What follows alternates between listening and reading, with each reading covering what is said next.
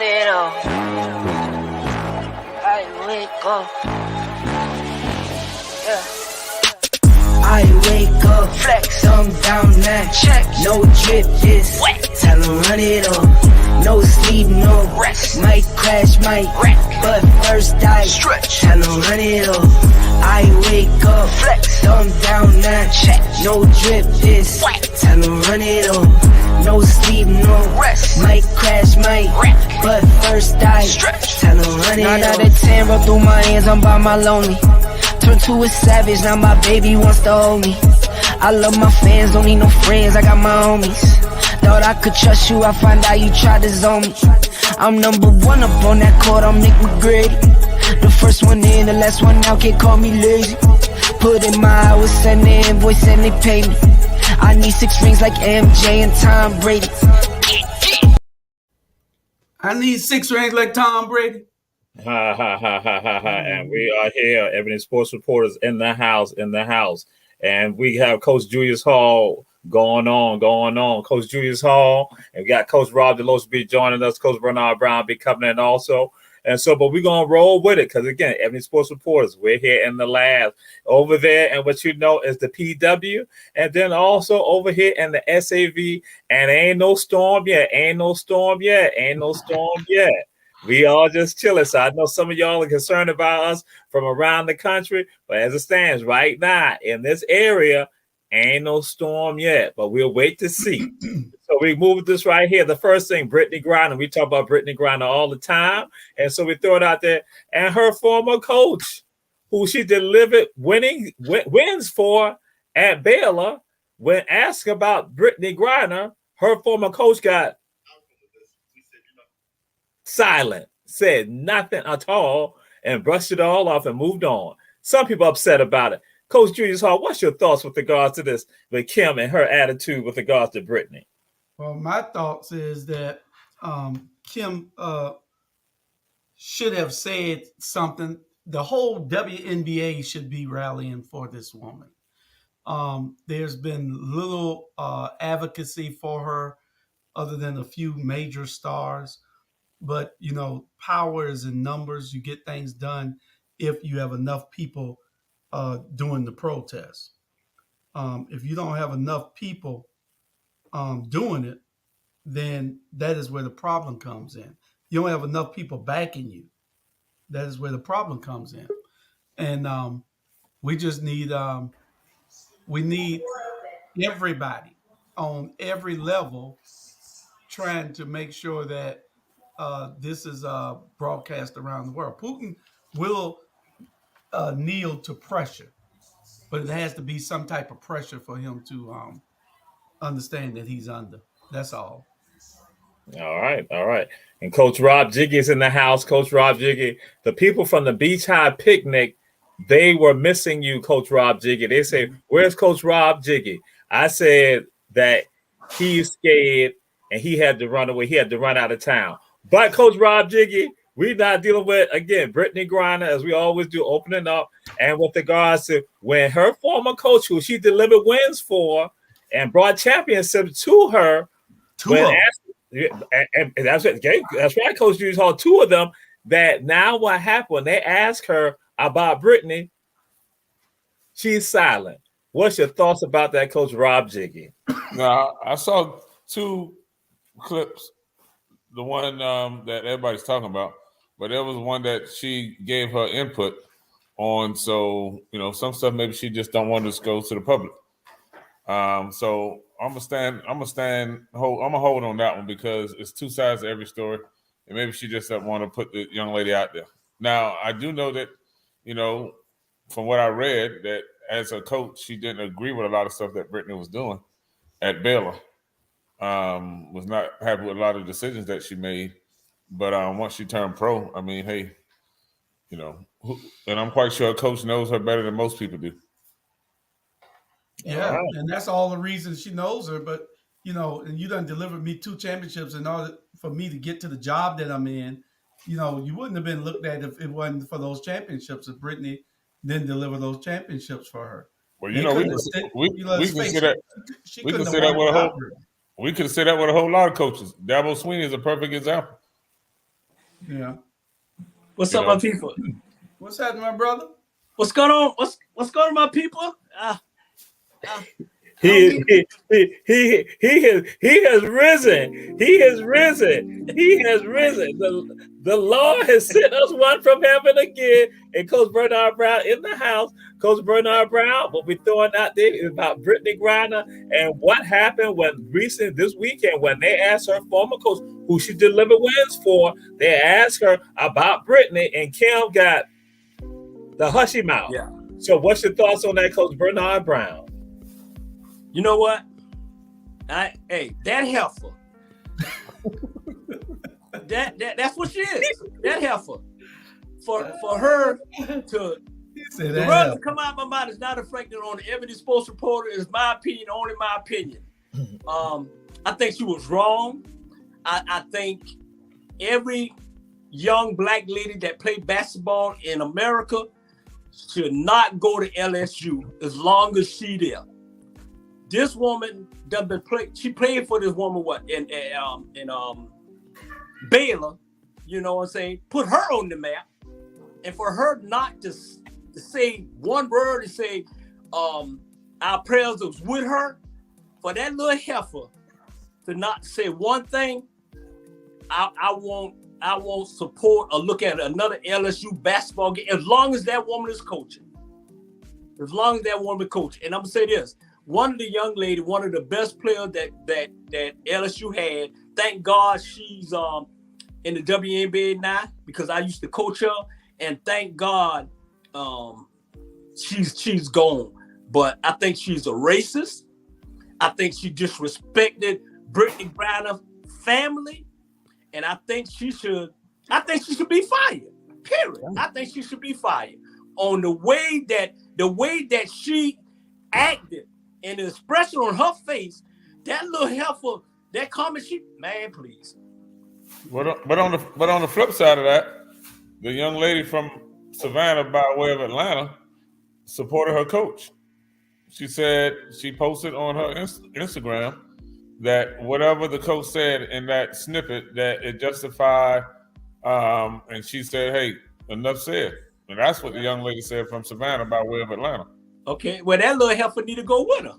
Oh, she's a freshman. You know what I'm saying? And she decided a shoe deal with Puma. She ain't going nowhere. Hey, for somebody to support this lady with what she did, all of them can go. Because I think that was disrespectful to her in every way. You know what I'm saying? She got to go, man. I'm like, it was, and I'm being nice about it, to be honest. I'm being nice about it. And I'm gonna say this here, in my opinion, she can go to hell. All right. And so we got someone else that you might have a perspective about, Coach Bernard Brown. We're gonna go to Malika Andrews with ESPN with regards to Coach Joe Mazzulla. Yeah. So, Coach Bernard Brown, what's your thoughts with regards to what's going on? What Malika brought up about Coach Joe Mazzulla having a history. So, turn over to you first, Coach Bernard Brown. Hey, first of all, that's why I came on this. That's why I came here, just to get it off my chest. And first thing I want to say this here, y'all. Hey, I love y'all, brothers, and I haven't left y'all anything, but I'm getting it together, my personal life, and I just want to say I love y'all and thank y'all for y'all supporting. I want to get that out of the way. Now, man, this woman here, I'm gonna call her half. I'm not even gonna call her name. I'm gonna call her half. You know what? Because she half white, half black. And for her to disrespect these young men on ESPN, and I don't agree with Steve Smith all the time, but this young lady's out of pocket. This young lady need to get her facts straight. This young lady, just because you go with a white boy, that don't mean you can act like one. Okay? And for you to she pro women. At the end of the day, women make mistakes. And for the boss, trust me, you can't have a relationship with a woman by yourself. and for her to throw these men out there the way she did it, the way she went after Stephen Smith, the way that little heifer went after Perkins. Perkins from Boston. He already know what time it was. At the end of the day, number one, yeah, he was wrong.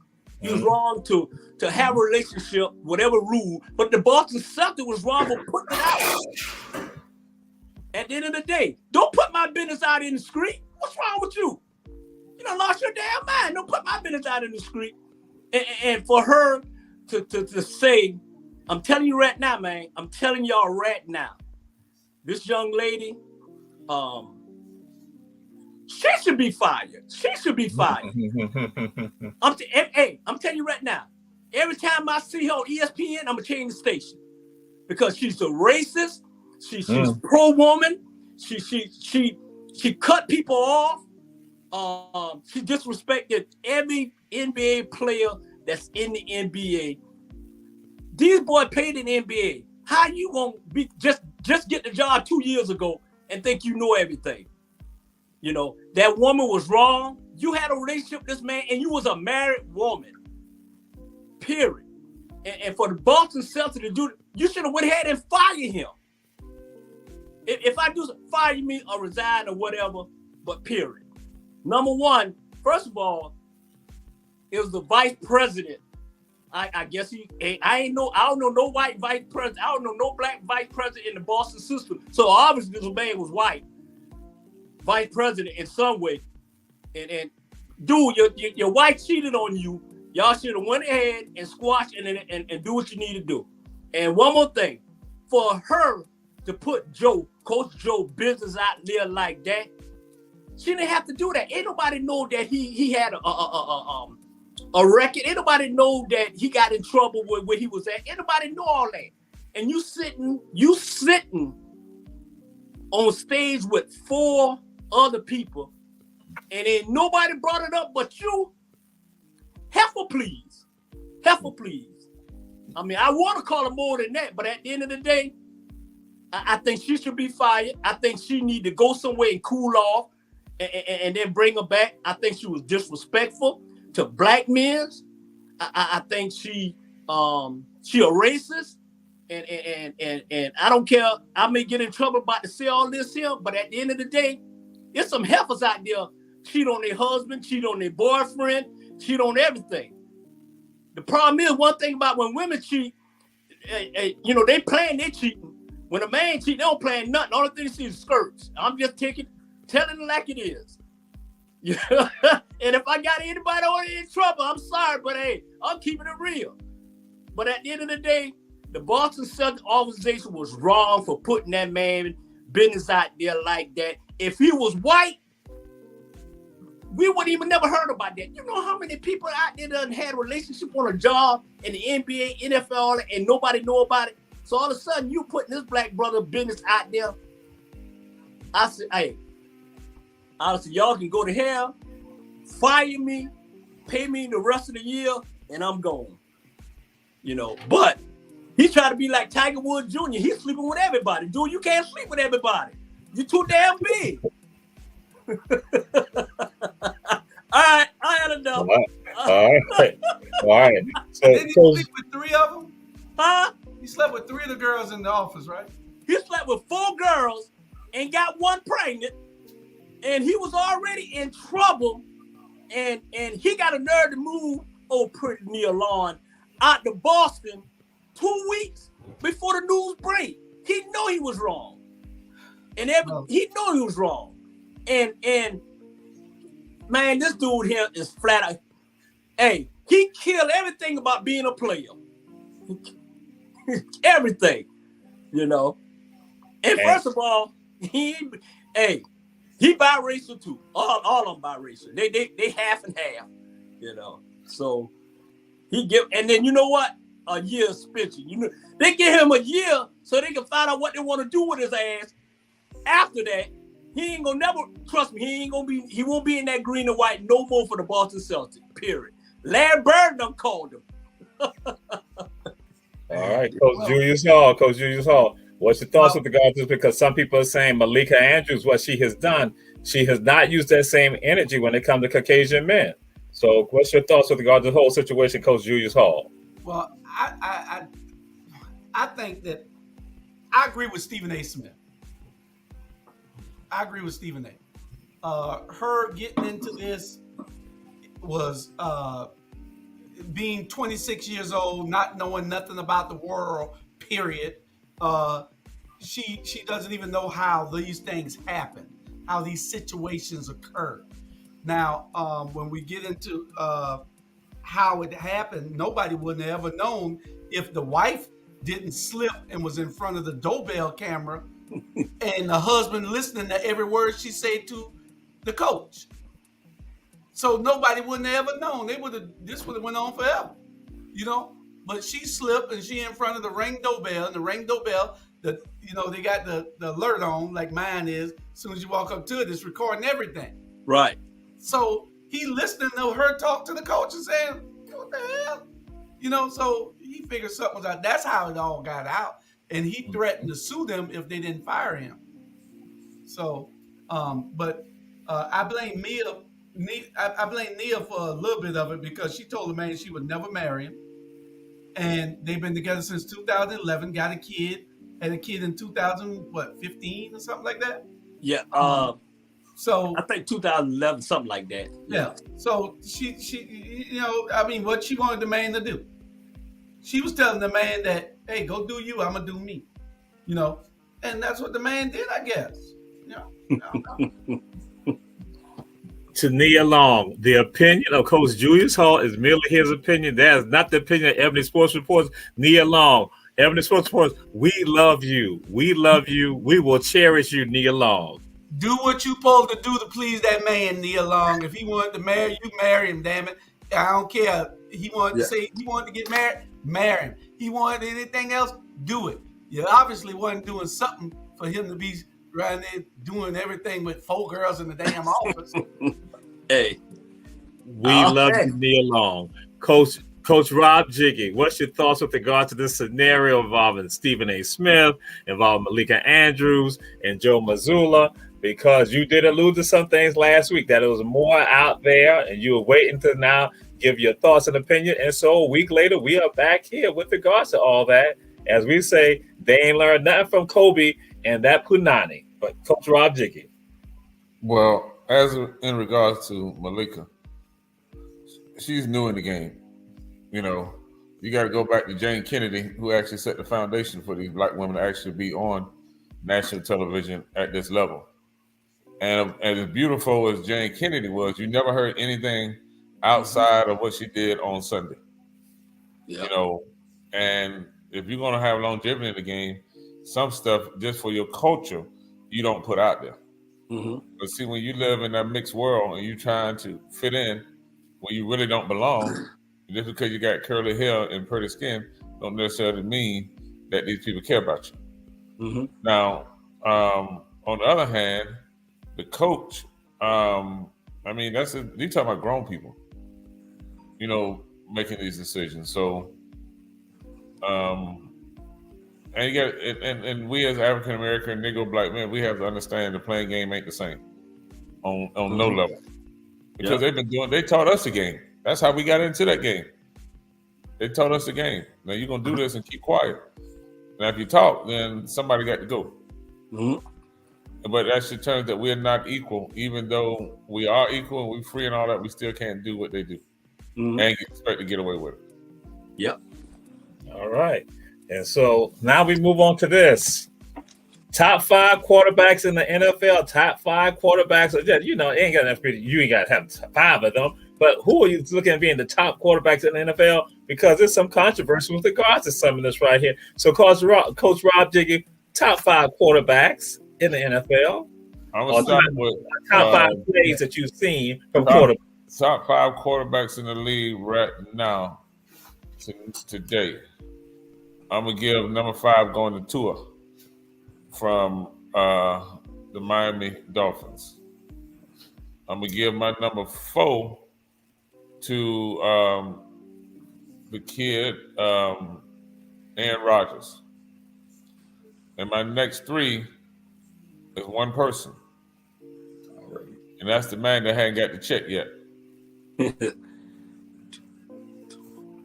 I don't even need to say his name, but he's gonna break the bank whenever they decide that they're gonna cut that check for him. Lamar Jackson is my top 1, 2, and 3, and everybody else after that don't even matter. All right. And Coach Bernard Brown, we go to you. Top 5 plays that you've seen from quarterbacks so far in this season, 3 weeks into the season. The top 5. Number 1 is Bernard Brown.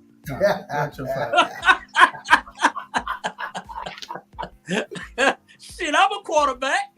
we talking about active players right now. Okay. Past 3 weeks in NFL, we're not saying about retired. We're saying past right now. We're talking active current. Who's on rosters right now?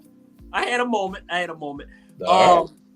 My number 5 is Mahone for Kansas City. Now number 4 is Tua for Miami. My number 3 is Jalen Hurts for Philadelphia.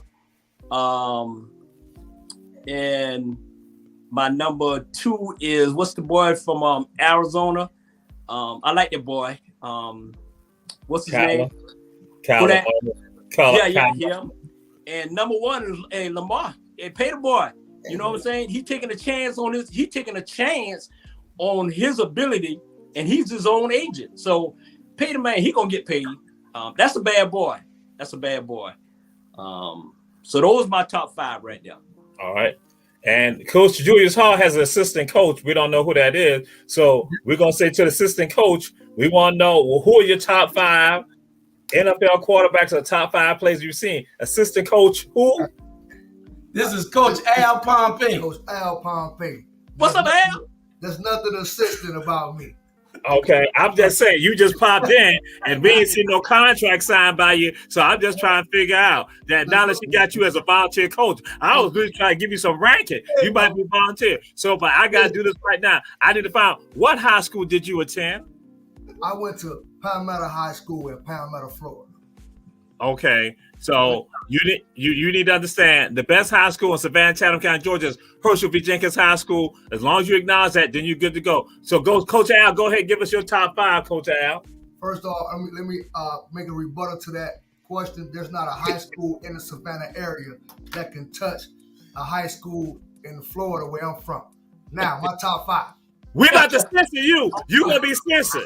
You about to be censored. You about to be censored. No, Hurricane Ian. We got Hurricane Ian for you. Go on down there. Go right back to the Palmetto. That's now right there in the Gulf and in the Atlantic Ocean.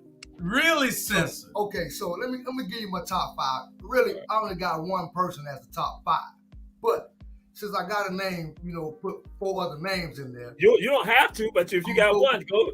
I'm gonna go with Trevor Lawrence, be number 5. He's doing his thing. Got Jacksonville looking pretty good. Then I'm gonna go with Lamar Jackson. Lamar Jackson, he's a decent quarterback. He's a good quarterback, but don't look at me like that. But his tenure is not gonna be long. He's gonna be another Michael Vick when it comes to his tenure. Then I'm gonna go with Patrick Mahomes. Patrick Mahomes is a dang good quarterback. He's been doing it for 4 years now? 3 years? Okay, 3 years now. He looking real good. Now I'm gonna go with Aaron Rodgers. He's been in the game for a while. Aaron Rodgers do his thing no matter what he got. But no question at all. The top 5 quarterbacks in the league is Tom Brady. No one has done what he's done. No one will ever surmount to the things that he's accomplished. It's just not going to happen. How could you not name him the number 1 quarterback in the league? And we appreciate that, Coach Al. And so I'm gonna say this to you right here. We talk about right now, talking about the 3 weeks right now playing. We're not talking about the body of work. We're talking about what has happened. And also, we understand that you're a little prejudicial because you had to throw Trevor in there. Jacksonville, you had to throw Tampa in there. Again, Florida. I'm just surprised you didn't throw Tua in there, but I know you got Tua like, he like 5B or something like that. We know that he's like honorable mention. We understand. So we see the type of coach you are. You are prejudicial to Florida. Exactly. I'm not a Jacksonville fan, nor am I a Miami fan. I mean, for that matter, I'm not even a Tom Brady fan. Palmetto High. Palmetto High. You threw it out there. Everything. Florida. So, Coach Drew. Hey, I had all the pleasure in the world of seeing Aaron Rodgers. We went to the game this weekend. We was at Tampa Bay, Green Bay, and Green Bay got that butt. Anyway, he lost by 2 points. What was the first word he said? Lost. Yeah. Okay. Now, I can't just name. I'm gonna give you my top number one player. Y'all watch out for this guy. He's gonna have 5 or 6 NFL championships before he retires. Lawrence down in Jacksonville. The boy is superb. We call him Sunshine. Sunshine is the boy. Isn't that what they call him, Sunshine? Yeah, the Sunshine boy. Number 2, Jalen Hurts in Philadelphia. Number 3, Allen over in Buffalo. Number 4, Mahomes in Kansas City. Y'all know I'm a Mahomes guy. Y'all know it all day long. I'm Mahomes of Kansas City. Y'all know I rep Kansas City. But for I ain't no Atlanta Falcons fan. Man, get this dude out of here. Hey, number 5. I can't just give you one player because it tied. See, you ain't heard the greatest of all time that he just say. I'm gonna tell you the top 5 guys: Aaron Rodgers, Lamar Jackson, and Tom Brady. They tied for 5. And what is interesting, because we got it, what is interesting that when people have criticized Lamar, well, others have not gone and said, people who would say we've been critical of Lamar, they said we look at him. They are saying that he is performing as the top. And before the season, he was not there. And so we're going to throw it out there to you. We understand that, and again, what Coach alluded to, what y'all kind of alluded to, when it comes to African Americans, we are still fighting this glass ceiling in the NFL. But we're going to move to another glass ceiling, and this is for Coach Julius Hall. Coach Julius Hall, we know that you are celebrating an AL record right now, an American League record done by Aaron Judge. We know you're celebrating that right now, Coach Julius Hall. Give us your thoughts on that, Coach Julius Hall. He is now, bam, Roger Maris and Aaron Judge. What's your thoughts on that, on this record in the American League, Coach Julius Hall? Listen. Until he hit 10 more home runs in the next 5 games, don't even talk to me. He need 10 home runs in the next 5 games to get Barry Bonds, I believe. You can't do that. What was it, 71 or 72, Coach Rob? What Barry Bonds had? Wasn't it 74? Yeah. 74? Mm-hmm. Yeah. Until he hit 13 more home runs in the next 6 games, 5 or 6 games, you can't talk to me. You can't put no asterisk by Barry Bonds' name and tell me that those home runs didn't go out the stadium. I don't give a damn what he was on. As long as he wasn't using the machine to hit him out. Yeah. He had to see the ball. He had to hit the ball. They can say anything they want. They celebrating this number. We're not celebrating it because I don't even see it. 61 home runs. Man, get out of here. I don't want to hear it. All right. And Coach Al, we're going to come to you saying, question your thoughts on this. We know that the Yankees do their summer training down there in Florida. So what's your thoughts on that with regards to Aaron Judge now having a record that they think should not be the real record with regards to home runs in a single season? What's your thoughts on that, Coach Al? It's the fact that they consider it a record without acknowledging the real record. That's my thought. They consider that a record without acknowledging what the real record is. Those are my thoughts on that. All right. Yes, indeed. Coach Rob Jiggy, what's your thoughts with regards to this? Again, and some not saying that it might need to be an asterisk by the records of others like Barry and even Sammy and also Mark McGwire. So what's your thoughts on this, Coach Rob Jiggy? Man, listen, we all know that Barry Bonds hit 74 home runs in one season. Period. Somebody pitched him the ball, although he hits with a 26-inch bat, and his wrist is so fast, I could care less about 62. Roger Maris, Babe Ruth, Ted Williams, Hell, it was all on some, whether it was alcohol, drugs, amphetamines, whatever it was, you know. But you know, you gotta look at it. He a half breed, but still he of color. And anytime we start intruding in their thought process of what they created, they always want to try to create some negative narrative. But like Coach Jude say, ain't no steroids hit that ball out the park. You still had to stand up in that plate, watch that pitch, come down, and drive it out. And he did it for 74. And on top of that, Major League Baseball was digging the long ball. Exactly. So, I mean, if you test a judge today, hell, he might be positive for something. You see how big that young fella is? Yeah. Look like a damn NFL defensive end, a right tackle. So, I think that they're trying to hold on to something, you know, and we don't have that many of us playing the game. And then when we accomplish that, oh, it's an asterisk. Mm-hmm. So I just tell them, keep it. Well, they don't have to pitch to them, but they pitch it to them. So, no, 61 don't mean nothing in my book until you get 75. Then we can start talking. All right. Yeah. And Coach Bernard Brown, what's your thoughts with regards to this? Again, they're not trying to discount. They're doing more to celebrate what Aaron has done and trying to downplay. It's like a concerted effort that's done by, again, the media, the sports media. And so now getting people caught up. What's your thoughts on this, Coach Bernard Brown? First of all, the media and all of them, you know, at the end of the day, I don't care about 61. I don't care about 74. I don't care about none of that. My home run king is Hank Aaron, 715.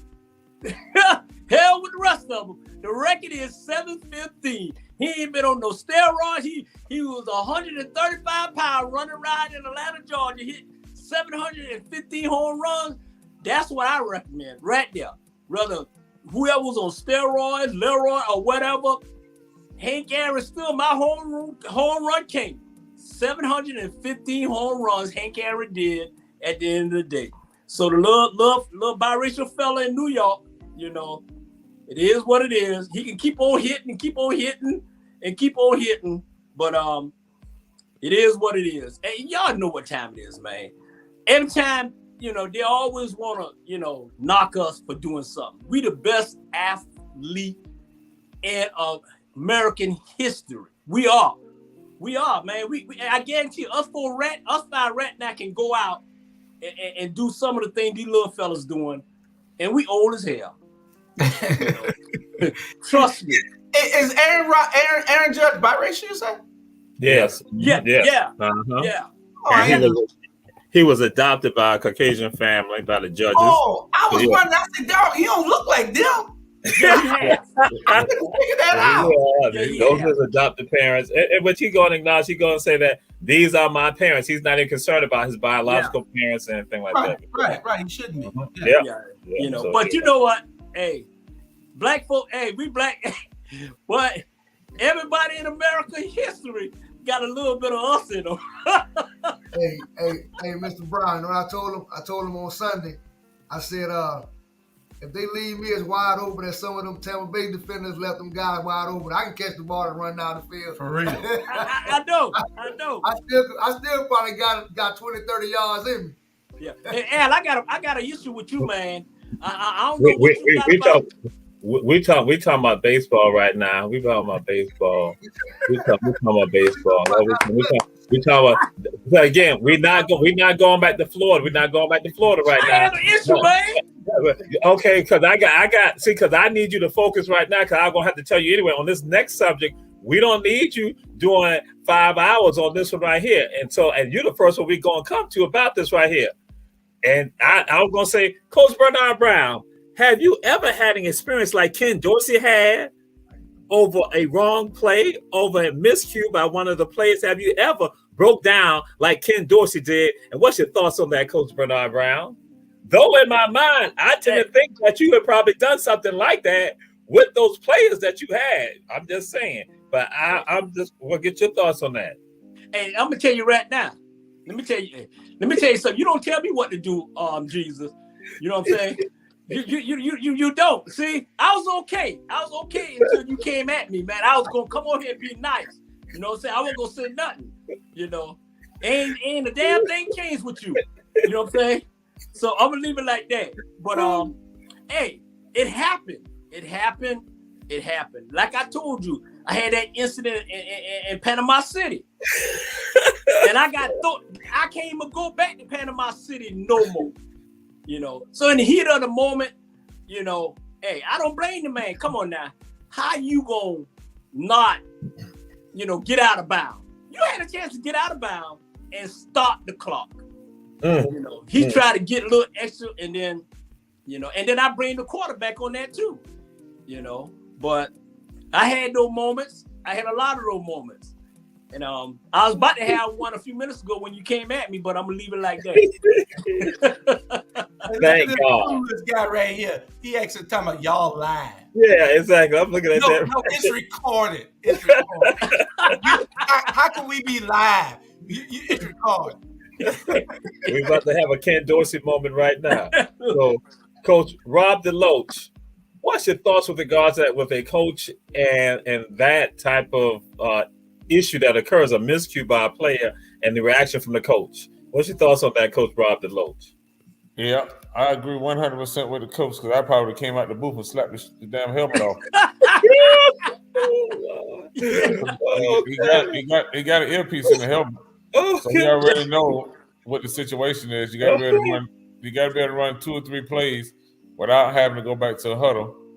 And I would have started in the booth slapping all the wide receiver coaches and anybody who got in my way down until I got to both players. But I mean, you know, those guys get paid millions of dollars as offensive coordinators to make those plays, and they're trying to win to keep their job. Now, you know, the clock management, that's on the quarterback. Mm-hmm. And at the same time, you know, they got to understand that your guys are down. You got to have an opportunity to score. And when time ran out, coach lost it. You know, he's not that far removed from the game. So, and he was a quarterback at the upside down U. The upside down U. But wow, hey, you've been around me. I have those in the gym with these knucklehead kids. I'm not laughing. I made a mistake. I slipped. I'm not laughing. They know when I show up to the gym, Coach Carter might be smiling, but I'm looking to cut their damn head off. Yeah. So no, I don't have a problem with the coach. We don't like when he comes to the gym. We hate it when Jerry Jones comes to the gym. We hate when Coach Rob DeLoach, because we know he's gonna be talking smack to us and everything. No one likes it. And then next month. I can't wait for you to come in there with a damn excuse. Yeah. That's it. I'm gonna be on you. I'm gonna be easy on me first now. Easy my ass. we don't bake brownies in there. This ain't no damn easy bake oven. We don't bake no damn brownies in there. And all I can tell you, Julius, is you better be on your damn P's and Q's. Don't be looking all blinking eyes, blinking and all that. And man, I didn't know it was all that. Hell, you know what you signed up for. And I'll be taking off work. And I'll try to look out for you. And then he'll still try to smash it down. He don't care. I try to come up with the best stuff to help out. No, somebody stole your cornbread. Don't put no money on the book for you, Julius. Ain't nothing he can do, bro. Once you come through them double doors, you belong to us. And I'm taking off work the first day that you start. I will share you. I will share with you the horror stories when the first week I'm there and he comes in there, and I'm gonna say this right. Even Keisha's like, "Damn." Coach Rob DeLoach, they were like, he was on vacation. So that whole week, it was like, wait a minute. We were like, oh my God. And so then when I got being around the younger athletes, I started understanding like, hey, coach. so Coach Julius, how we gonna come to you? No. Yeah, we gonna come to you. We're gonna go to Coach Al last. Because again, Coach Julius Hall, would you blow up like that with your players? Again, if they had a miscue like that? Hell, I blow up like that now with my mentees. when they do something stupid. So I would do the same thing that coach did. It's just passion. Yeah. It's just passion for the game and wanting to win and knowing that you should not make this bubblehead mistake. So yes, I would blow up like that. I slap my inside the head right now. I hope they don't go get no warrants on me. But you gotta teach these young boys to be men. But these are grown boys. These are 18, 20, 22-year-old kids out there on the field. But still, you blow up like that because you're passionate about the game. Mm-hmm. And last year, you had a recreational coach who struck one of his players, and everybody in the country was mad. Even LeBron was mad. Everyone's mad with that. So, Coach Al, what's your thoughts with regards to this? That a coach was guarded. I tell you, I grew up like that in one of those type of environments, where the coaches go wild. And I tell you, I'm like Coach Rob. I probably would have blew up too. I had a similar incident. Told one of my players to go. We're on the half-yard line. I tell him we're losing 6-0. I tell him to run a quarterback sneak. He goes out there and run a goddamn sweep. and we get stopped and we lose 6-0.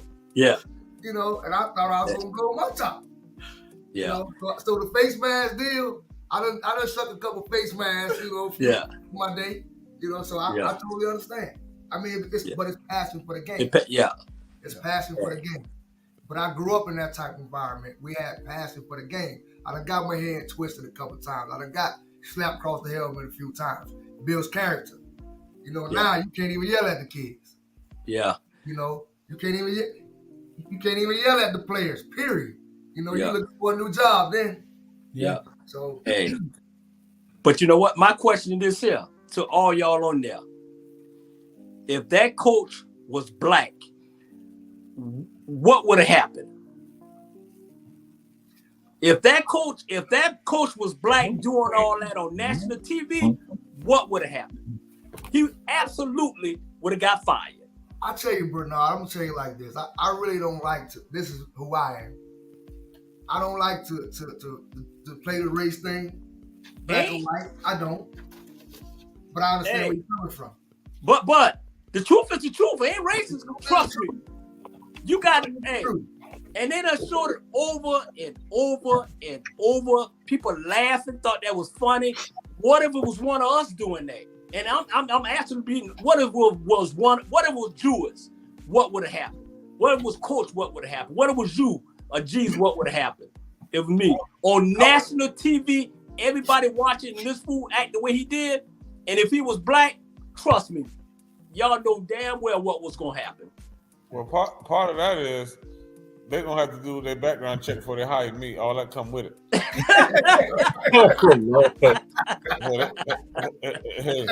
I'm walking up to the owner office. Hey man, this how this shit gonna roll. Hey. I'm coming to be your assistant. I'll be all right. You gonna know what the rules of the game are when you hire me. Now you got a choice. You don't have to hire me. Right. You get what you get. Yeah. Yeah. Hey. In the heat of the moment, but I'm just saying, everything we do with these young people is actually to try to make them better.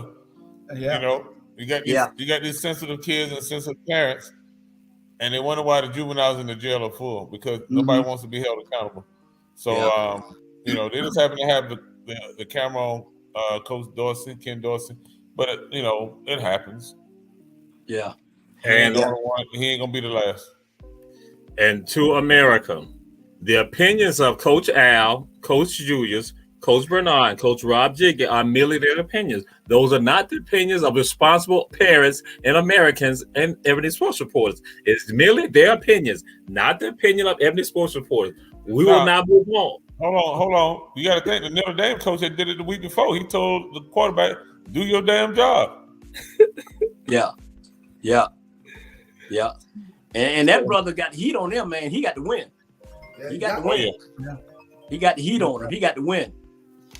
He does. We will now move on to, again, this is involving athletics and other things. It is tied to Brett Favre. Brett Favre wanted to use some money to help recruit Deion Sanders' son to not come play for Southern Mississippi. Brett Favre also used money also with regards to not only say for the volleyball, but propose also for their help with regard to the football program, also with regards to having better facilities. Brett Favre also with the nonprofit getting to help those people who had recovering from breast cancer and also the poor and disadvantaged. Brett Favre using monies. And we got caught up into what happened in Boston, and people said, nobody said anything about Brett Favre initially just on the welfare side, but now you see it's even deeper. So Coach Rob Jiggy, what's your thoughts about all this about Brett wanting to get money? Because he said he and Dion are friends, and that he wanted to use some money also to also have his son not come play for University of Southern Mississippi. Man, Brett Favre going to jail.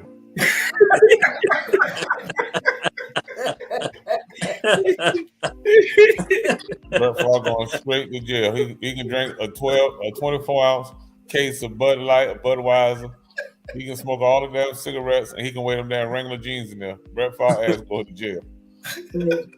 They're gonna treat him like they did Pete Rose. He's gonna be snatched from the Hall of Fame. They're gonna take his little ring down in Green Bay. Yeah. And Brett Favre is a crook. And I hope he get everything that's coming to him, because he didn't have to do that. He made enough money in this career, or he could have took out a damn loan and paid it back. There's many ways that he could have done that better. But he ain't the first. He just got caught. You know, but they've been taking funds from different communities to do what they want to do because there was no gatekeepers and everybody was in on it. You know, but now then you text the information, you know, shit, I hope they never go back and check my damn cell phone. There's all kind of shit in there. I'm gonna be the person, hey man, I did it, let's move on. You know? You gotta put me out there, I did it, let's move on. Shit. Yeah. But Brett Favre going to jail, man. And matter of fact, I'm surprised he's not already in there. Yeah. So Coach Julius Hall, this is in Mississippi. The poorest state, if not the second poorest state there, and you got the whole water crisis there in Jackson, in Mississippi, and you got millions of dollars that's sort of been going with regards for helping people for welfare, but money's also to help with regards to COVID and everything. And now we see monies that have been played with, used for volleyball, wanted for football, and also recruiting people, and then also other fraud being committed and thrown over to the athletic program, University of Mississippi. What's your thoughts with regards to Brett Favre and how he's being treated and how he has been treated by the media? Well, Brett Favre said that when he got caught, he said he was just trying to put a water filtration system in it. He was trying to clean the water up. Nobody wanted to help him, so he was trying to clean it up himself. But anyway, Brett is a well-known figure all around the world, especially in this country. If Brett wanted to raise money, he should have did it the right way, and his name would have brought all the players to donate to that worthy, to whatever worthy event that he had going on. They would all donate just by his name. So I can't give Brett Favre a pass. Brett Favre can't get no pass because they wouldn't get a pass to any of us. Mm-hmm. So no, Brett Favre, I agree with Coach Rob. Brett Favre going to jail. Yep. All right. Coach Al, what's your thoughts with regard to this Brett Favre and what all he's wanted to do with the money, what he did with the money, and how his donors were misled with regard to why the money is going to be used for his nonprofit? Well, it was made. The money was made too easy. It had easy access to the money. So it was a senator, governor, the governor, the former governor. It made it too easy. He had too much access to the money. I mean, Brett Favre got millions of dollars, and I'm like Coach Rob. Hell, he could have used some of his own money. He could have, borrowed the money, paid it back. But the money was made too easy. I mean, if the money is presented to you that easy, you're going to do whatever you want to do with it. You don't think you're going to get caught. So it was too easy. All right. Coach Bernard Brown, the former Atlanta Falcon known as Brett Favre. What's your thoughts on that? Oh, man. Brett Favre's a crook. Brett Favre's an alcoholic. Brett Favre is like you said, he going to jail. Well, I take that back. Hold on. Brett Favre the right color to not to go to jail. That part. Yeah. Yep. Y'all got that. Brett That Favre's the right color for not going to jail. At the end of the day, somehow, at the end of the day, he was wrong. Him and government, all of them was wrong. And like we said, it's typical BS in this country. At the end of the day, at the end of the day, I don't give a damn what happened to Brett Favre. When he was in Atlanta, he ain't did nothing. They didn't like him then. He stayed at Magic City getting drunk with the black women. And I ain't trying to put his personal business out, but I want to put his personal business out because at the end of the day, Brett Favre was on one side and I was on the other side. And Brett is Brett, man. Brett loved these sisters. Brett loved to drink. He loved to smoke. He loved to wear jeans. And he just got caught. Period. So. I guess or Hurricane Ian or the tropical storm got him. He in Atlanta. Ain't no storm in Atlanta. You're muted. Bernard, you and Coach Rob are muted. You muted, Bernard. Bernard, you're still muted. Put the speaker on. We can't hear you, Bernard. Bernard, we can't hear you. You're muted. Unmute.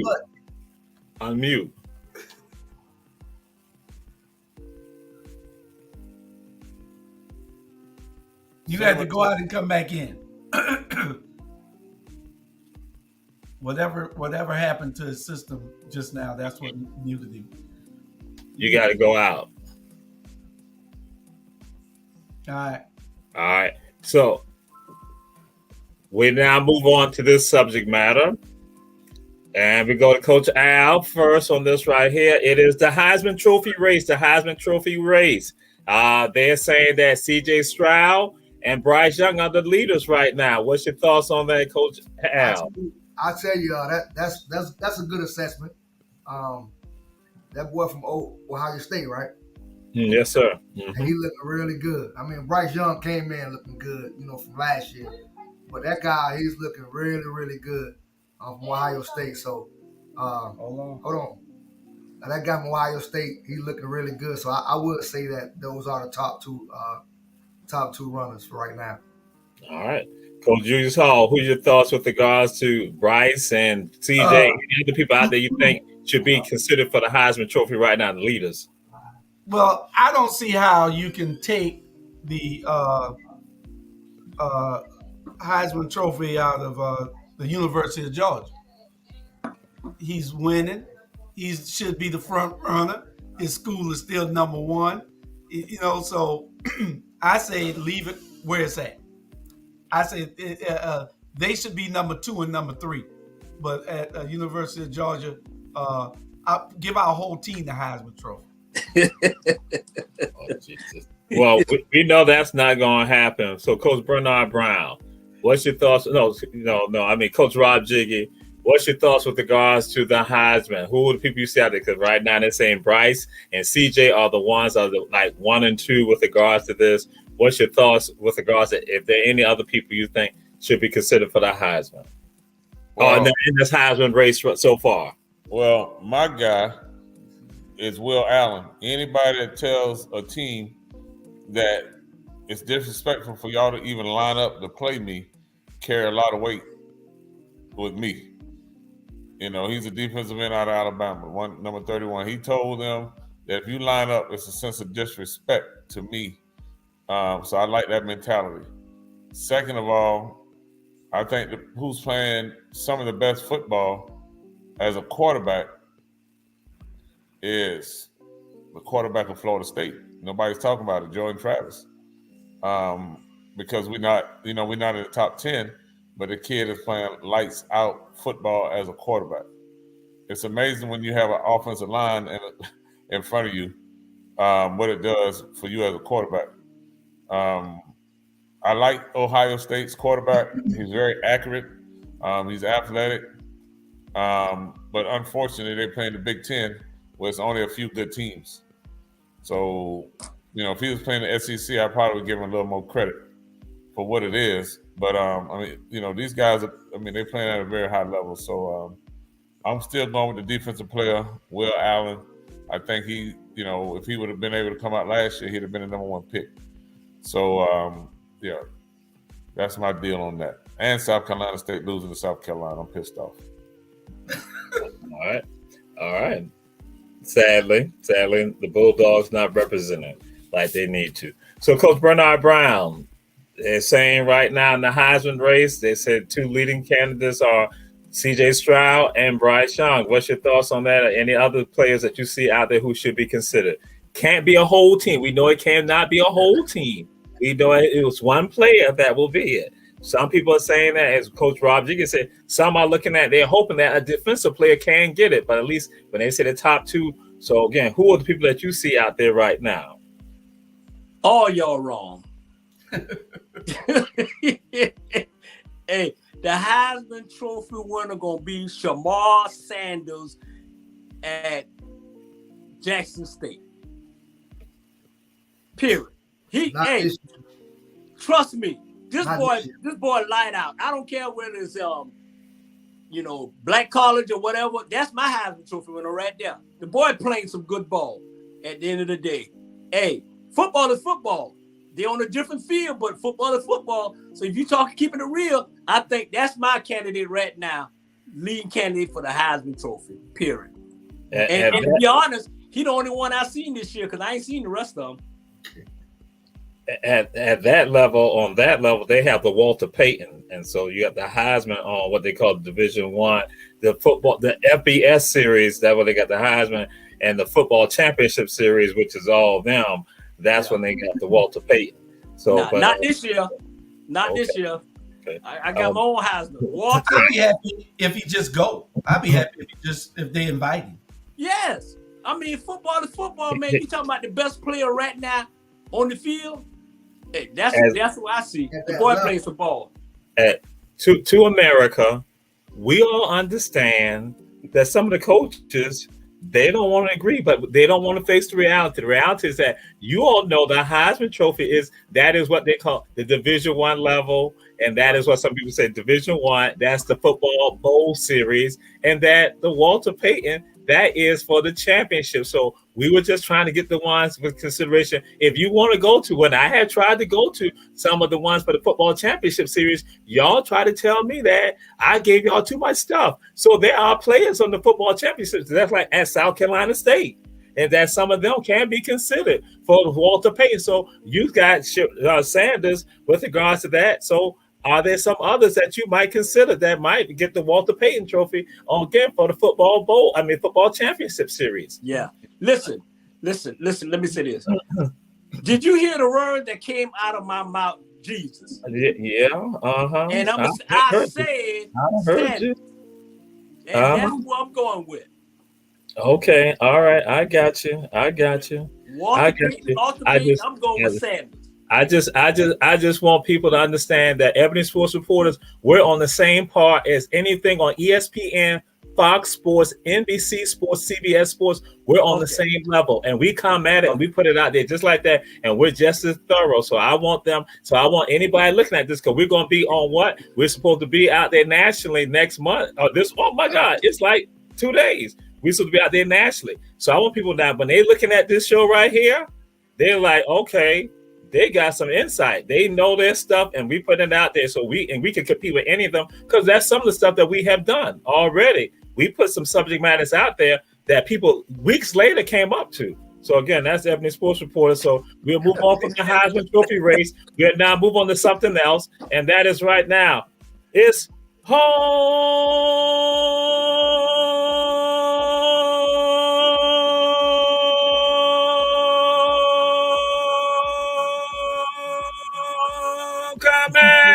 I could do it longer than that, but yeah, Fort Valley's homecoming. And so what's your thoughts on that, Coach Bernard Brown? Fort Valley homecoming. It's sweet. Hey, Fort Valley got my heart. They was the only school, and it made me mad too, because y'all know I was a bad boy, Jew.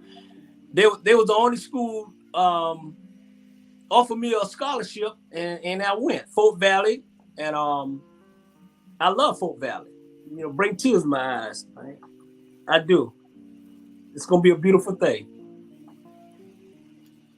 And Fort Valley's 4-0, 4-0 in the SIAC right now, and it's homecoming. And what's your thoughts on that, Coach Rob Jiggy? Fort Valley homecoming. Well, my partner, my understanding is already starting to celebrate family homecoming. I mean, Fort Valley homecoming. Yes, he is. Yes, sir. He's ahead of the game. But also, I look forward to Black College homecomings, but I don't think these kids really understand what homecoming is really about. I mean, whether it's high school or college or anything, they don't value that. But it's always good when you can be around people you haven't seen, and you can go to other people's tent and eat their food for free. Act like you've been knowing them all your life. Yeah. I'm Cousin Pete at a homecoming. What would you be like, man? What y'all got over here? So it's always good for homecoming. And I've seen people bring that little brown bag like the old people used to do at the buffet line. When they used to go to Morrison Cafeteria, they go to people's tailgate and have a little plastic bag and brown bag with chicken and ribs and everything in it. I've seen it all. All right. Coach Julius Hall, it's Fort Valley's homecoming. They're playing Benedict for homecoming. They are 4-0 in the SIAC. And so the Fort Valley alums are all happy and the students are all happy. And their supporters of Fort Valley are all happy. What's your thoughts on Coach Julius Hall? What you think? Because they're playing Benedict. They'll win against Benedict. They'll be 5-0 after this game. But if you're not talking FAMU homecoming, I don't want to even talk about it. FAMU and the SIAC, if you talking Division II schools, you talk FAMU. We all going to the game, right? Aren't we all going to the FAMU game? I'm going to be honest because Tallahassee and Florida State got a game the same weekend. Okay, we going? Yep.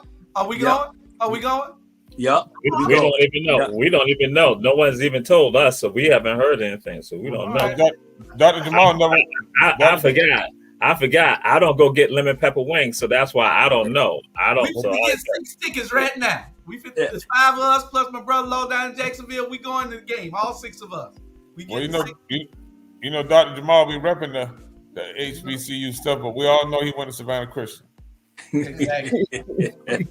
There's definitely no need to ask me about Fort Valley. I heard Coach Rob say FAMU, then I heard him say Morrison's Donna. So that means he's thinking about Florida right now. So we going to this FAMU homecoming, and that's what we gonna do. That's right. It's gonna be lit. Okay. All right. Since again it's Fort Valley's homecoming again, people are all excited, and because then it's gonna be a showdown that's gonna be happening with again the Rams and the Wildcats, because again they're thinking that that's the class of the SIAC, and so again, but Fort Valley is saying they're looking forward to coming to Savannah because the game initially was supposed to be up their side, but they said the game is going to be down here in Savannah, and they're looking forward to coming to Savannah for Savannah State. And so we now move on to this right here, and we move on to Coach Julius Hall first with regards to this right here. The Braves were tied for first place, Coach Julius Hall, a day before, but last night the Braves are no longer tied for first place. What's your thoughts with regards to that, Coach Julius Hall? The Braves and the Mets, who's going to win? Because what's going on, they are like saying, whoever does not win the division, they're going to have to go through them Dodgers, and people are afraid. Nobody's scared of no Dodgers. Listen, it's 5 games left. It's 5 games left. Yeah. Mm-hmm. And believe me, when it's all said and done, we're going to crank them bats up. And I believe we'll be in first place because we ain't but a game behind. All we got to do is win 4 out of these last 5 or win all 5 of them, and the Braves capable of doing that. This is a playoff season. So y'all know what the Braves do. Y'all know what we do. You know what we are. We champions. Man, the Braves ain't nothing but champions. We're going to ask him individually. You ain't got to ask him. And I know he's a hater. He's a hater. So I know, so listen, the Braves is gonna win the World Series. All right. So Coach Al, this is what the deal is. This will be a 3-game series. That's a crucial series for the Braves and the Mets. What you think is going to happen? What's going on, Coach Al? What's your thoughts on that? It's definitely the Braves' time. They do real good in crunch, but it's gonna be tough to get past the Mets. It's gonna be real tough. So Mr. Julius Holler, he say they're gonna crank them bats up. They better get the crank. It's gonna be a tough series. Definitely. All right. And Coach Rob Jiggy, again, the Braves, they have a 3-game series that they now got with the Mets coming up. Crucial time. What's your thoughts on that? Well, if you go back and play some of our previous commentary about the Braves, they are just who they are. All right. So I hope they lose.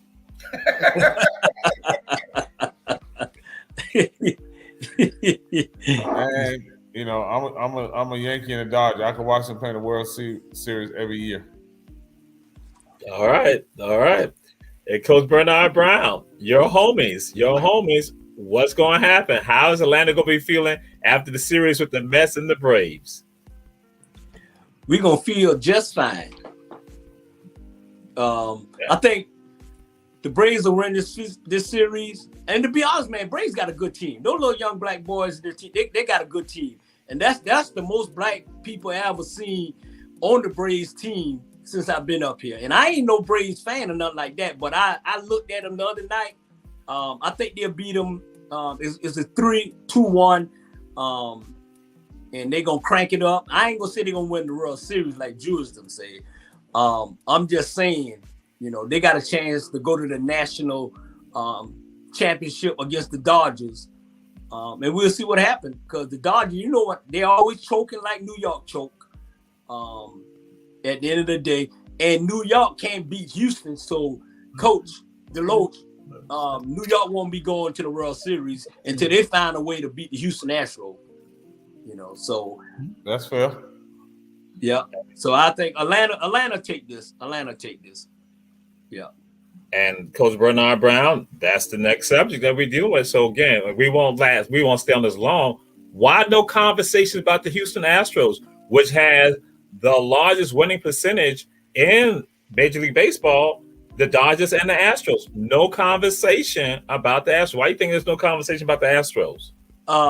Because they got that, because they got caught cheating.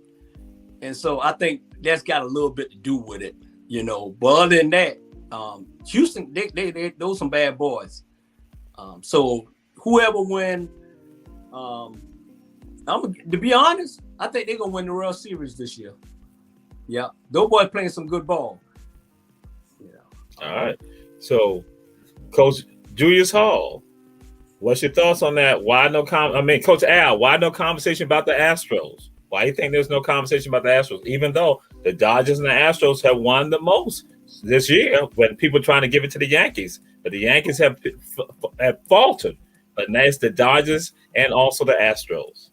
I'm going to go with Bernard Brown on that. I'm going to go with Coach Bernard Brown on that. I think the Astros are going to win the World Series. That's a tough ball club. They play good ball, and they're hard to beat. Mm-hmm. So I'm going to go with Bernard Brown on that. Coach Julius Hall. Bring me both y'all bets. Y'all want to bet something? We got 2 bets. The Braves going to win it, and then we'll bet again that the Astros ain't going to win it. How about that? Okay. Yeah. So Coach Rod, they done, Jamal. They done. That's why I ain't no conversation with them. Because see, they playing so good right now. Them and the Yankees playing good. They won the division. Both of them going down in a hail of bullets. So Coach Rob Jiggy, why no conversation about the Astros? Hey, people have forgiven the Astros when the Yankees lost to them on some technicalities. People still view Houston as cheaters. Yeah. So although they've been consistently good for the last 5 or 6 years, people still tie them to cheating. So That's why even when the Yankees are their worst, they must see TV. You would think that Jerry Jones is the owner of the damn Yankees as much as they talk about it. Yeah. And they haven't won anything in the last, 10 or 15 years. But that brand carries weight. So, and they got some guys that can hit that ball. So nobody's going to ever talk about the Houston. Hell, what is their last name? Astros. They hadn't been relevant since what? J.R. Richards with the black pitcher. They won the World Series a couple of years ago. Right, you're right. Yeah, they cheated. That's my point. And they have been to the World Series without cheating. And what happens is that even with regards to sports writers going to talk about, the Astros are a powerful team and they have done it without cheating. But I'll throw it out there. One of the reasons why they don't discuss the Astros is because they have a black coach. And that the whole redemption issue of the Astros right now, where people are going to talk about the cheating and stuff, people are like, that's another era.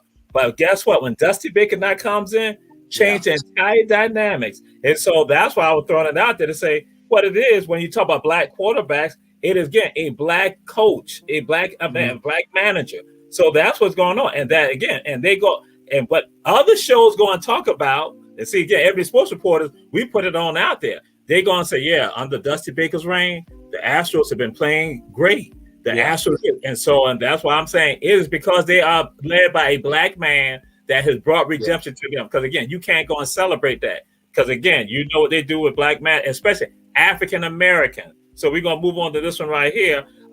Is there love in Phoenix and Brooklyn right now? Is there love in Phoenix and Brooklyn right now, Coach Rob Jiggy? Is there love in Phoenix and Brooklyn right now?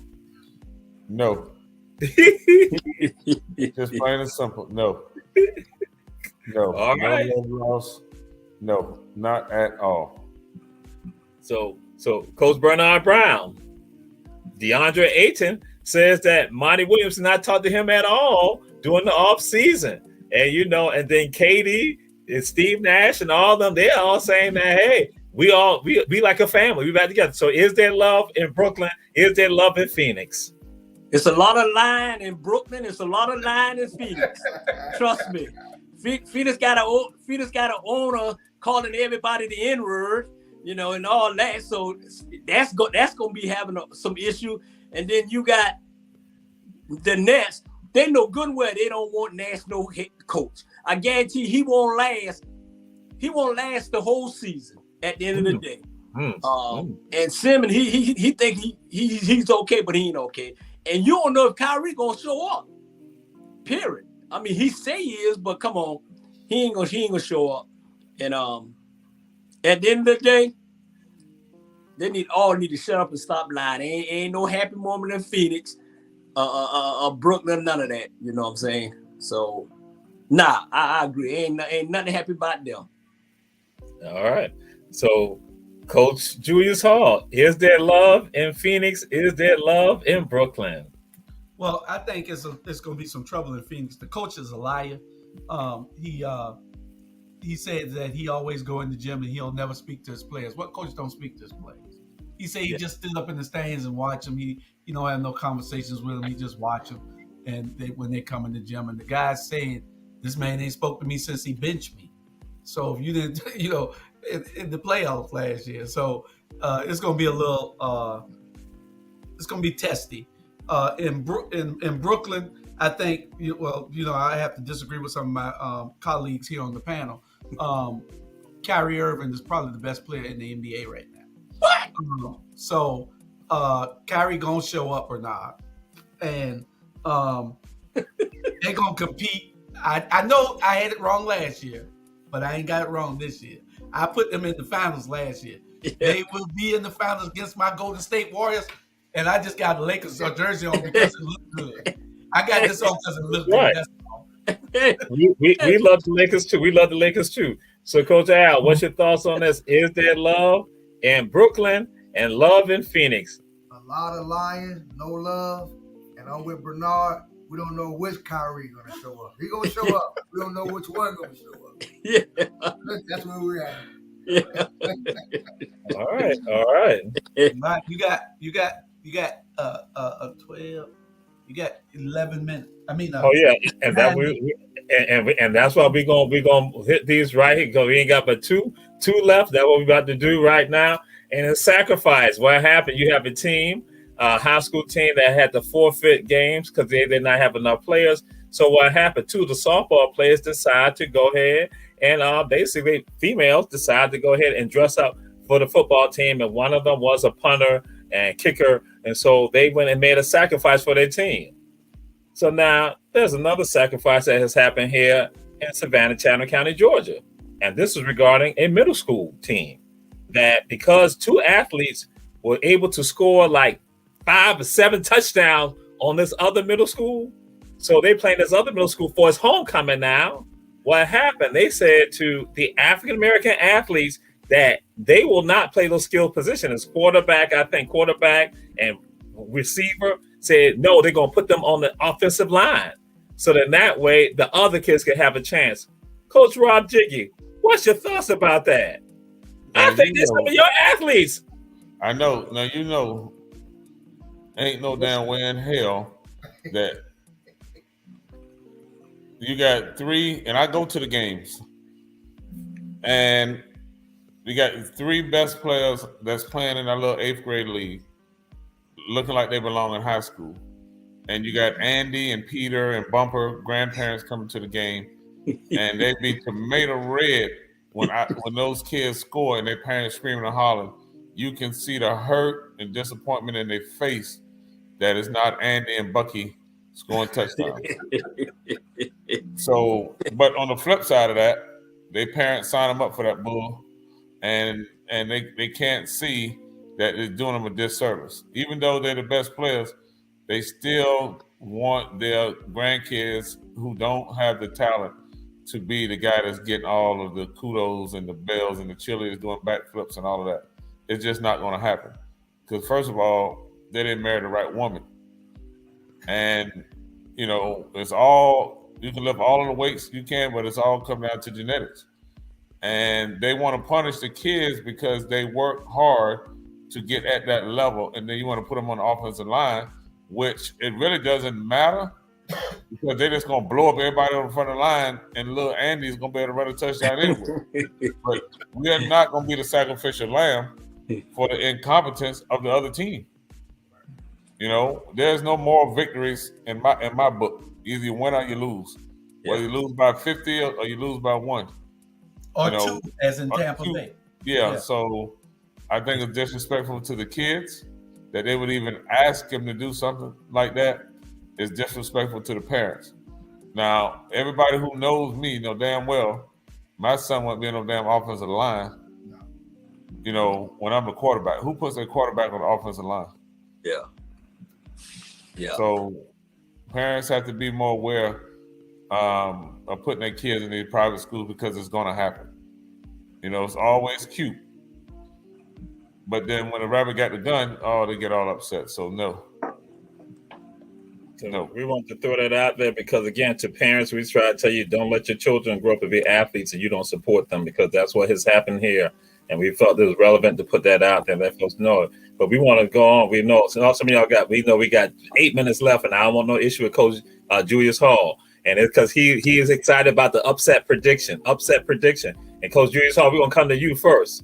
Upset prediction. What an upset prediction. It could be in college or NFL or in the major leagues.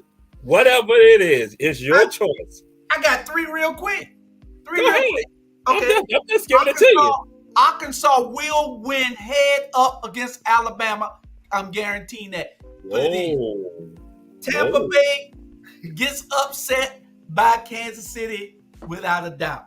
And this ain't no upset, but I'm calling it. Atlanta Braves beat everybody. Everybody. Okay.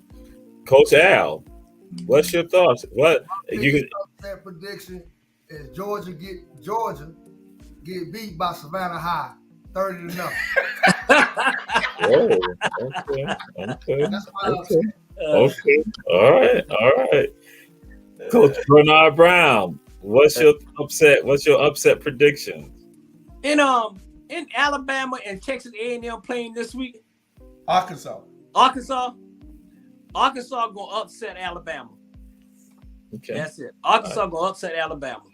Yeah, because Alabama coach talk too much. Watch and see. It's an upset. That's my only upset. All right.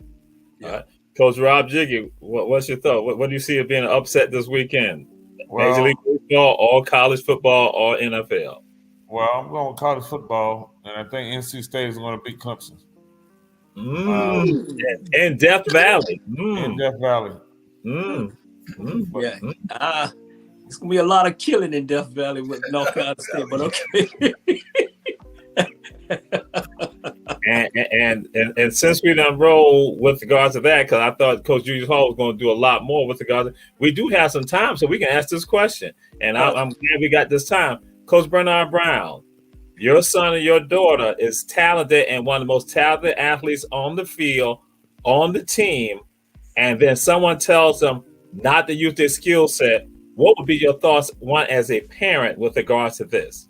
And as a coach, would you, again, do that to one of your athletes? You lost your damn mind. Trust me.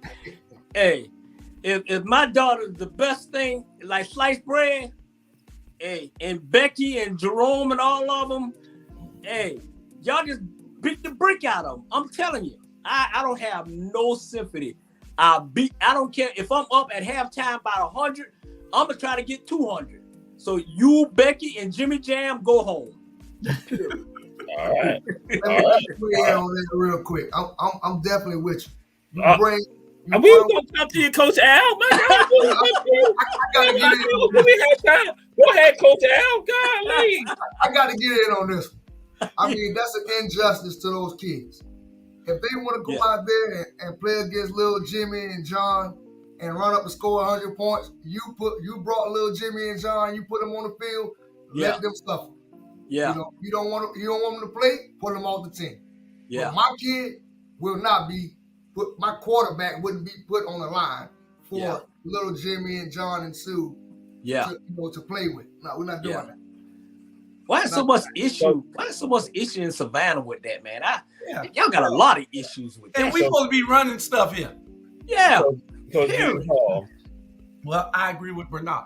Why so many issues here in Savannah with these things that these, especially at the private schools, there's a lot going on. But if this is going on in the middle schools, then we really have a problem and it needs to be addressed. My boy is a quarterback. I'm training him to be a quarterback. That's damn it what he's gonna be. You don't want him here? Let's take him someplace else to play. That's it. So again, I referee some of those games, some of those rec games, and some of those middle school games, and I've seen it on both sides.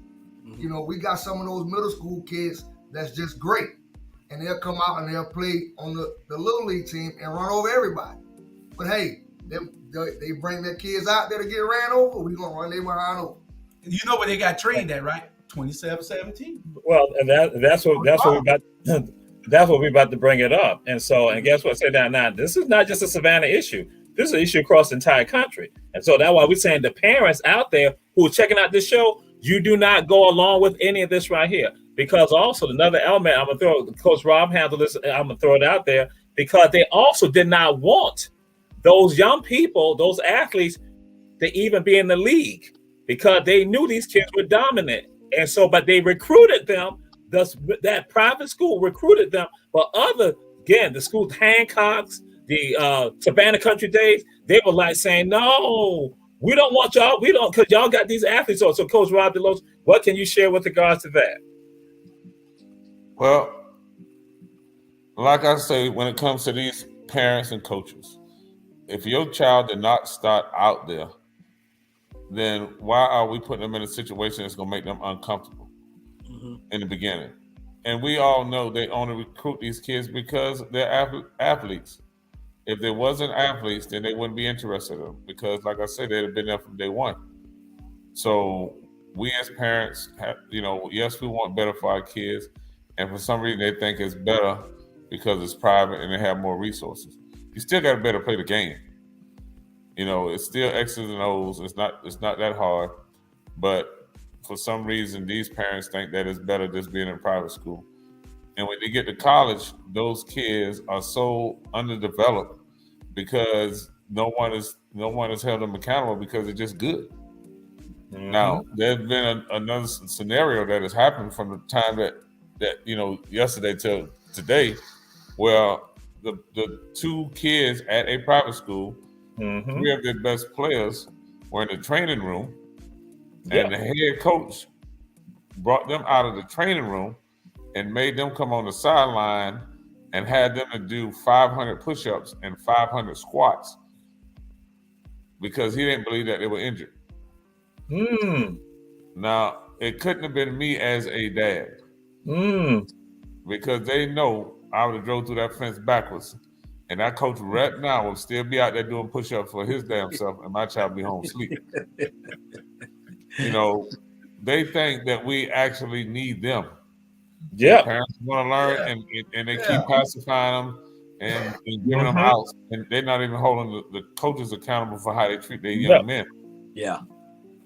And young ladies. Yeah. And when you go to these schools where there's no diversity, then what you expect? Nobody at the school look like them, and they want to do what they think is the best. They don't want to hurt the team. They say that BS, but they know I will stand up in the paint for our kids. So stay tuned on that. No, yes, and absolutely. So that's what we're saying to all of you out there looking at this show, Ebony Sports Reporters, and we tell people as often we say share. We got to say it this time. Just because your child has been given a scholarship to go to a private school, don't think they're doing you a favor. You are doing them a favor because you are bringing butts to the seats to watch the games, and also people did not come to the school. So whatever scholarship they give you, guess what? They're making 10 times that and all the other stuff that goes on with that one scholarship coming from your child. Yeah. Hey, and then you got to realize too, we stated on the show way back ago, it's like we got these single mothers being influenced by these other coaches trying to get them. You got a lot of single mothers that's raising these kids and tell them anything. You know what I'm saying? Just like you got these coaches coming in these single parent houses trying to get them to go to this school, that school. And that's the problem. Coach Al, Julius' neighbor.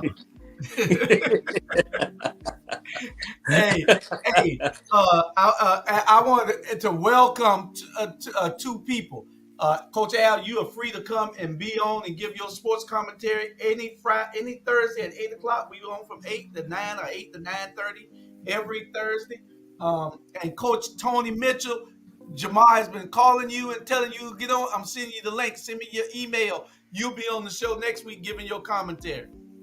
And he is biased. He likes Denver like Coach Rob likes Dallas Cowboys. So we got people who are fanatics. And then they also right here too.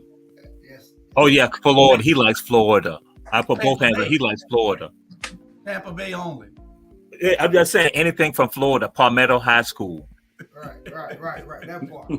Jacksonville, Trevor Lawrence, Tom Brady, Florida Panthers in hockey. Don't get it twisted. Tampa Bay Lightning in hockey. I'm a Tom Brady fan. We are over our time. Too. All right. Episode recorded. Hey, out of here. Peace. Peace. Peace, everybody. We'll see y'all tomorrow with 4 or 5 shows. Tune in. Like this.